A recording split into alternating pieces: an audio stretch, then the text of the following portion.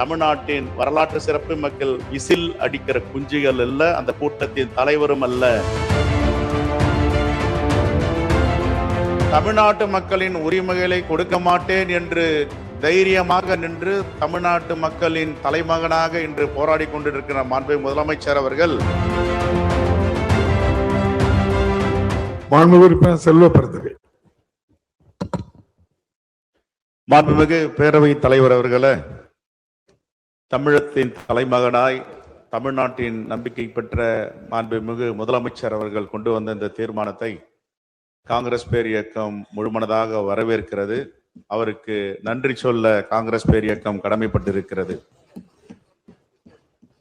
எவ்வளவு நெருக்கடி வந்தாலும், எவ்வளவு தாக்குதல்கள் வந்தாலும் தமிழ்நாட்டு மக்களின் உரிமைகளை கொடுக்க மாட்டேன் என்று தைரியமாக நின்று தமிழ்நாட்டு மக்களின் தலைமகனாக இன்று போராடி கொண்டிருக்கிற மாண்புமிகு முதலமைச்சர் அவர்கள் இந்தியாவில் முதல் முறையாக முதன்மை மாநிலமாக கொண்டு வந்திருக்கின்ற மாண்புமிகு முதலமைச்சர் இந்த தீர்மானத்தையும் இந்தியாவின் முதல் சட்டப்பேரவை என்ற பெயரை தமிழ்நாட்டிற்கு ஈட்டி கொடுத்திருக்கிறார்.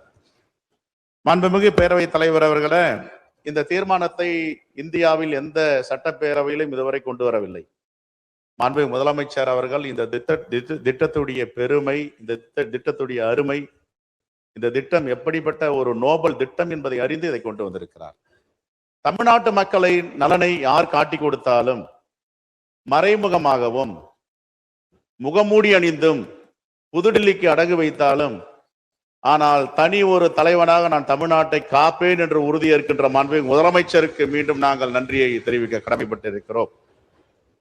தமிழ்நாட்டு மக்கள் எல்லாம் எதற்கும் அஞ்சாதவர்கள், தைரியமானவர்கள், ஏழை எளிய மக்களை பாதுகாப்பவர்கள் என்ற வரிசையில இங்க படங்களாகவும் படமாக இருக்கின்ற புகைப்படத்தின் மத்தியில் மீண்டும் மீண்டும் தன்னை நிரூபித்து காட்டிக் கொண்டு இருப்பவர் தான் நம்முடைய மாண்புமிகு முதலமைச்சர் அவர்கள். ஏனென்றால் தமிழ்நாட்டின் வரலாற்று சிறப்பு மக்கள் விசில் அடிக்கிற குஞ்சுகள் அல்ல, அந்த கூட்டத்தின் தலைவரும் அல்ல, தன்மான தமிழர்களின் தலைவன் என்பதை இந்த தீர்மானத்தின் மூலமாக நிரூபித்து காட்டியிருக்கிறார்.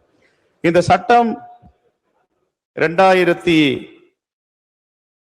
இந்த சட்டம் கொண்டு வந்தது முதலில் UPA 1 ஆட்சியில் இருக்கும் பொழுது முத்தமிழறிஞர் கலைஞர், சீதாராம் யெச்சூரி பல தலைவரோடு ஆலோசித்து அன்னை சோனியா காந்தி அவர்கள் இந்த வரலாற்று சிறப்புமிக்க திட்டத்தை 100 நாள் வேலை வாய்ப்பு திட்டம் என்று சொல்லுகின்ற மகாத்மா காந்தி ஊரக வேலைவாய்ப்பு திட்டத்தை கொண்டு வந்தார்கள். இந்த திட்டம் என்பது உலக தலைவர்களால், ஆய்வறிஞர்களால் பாராட்டு பெற்ற திட்டம்.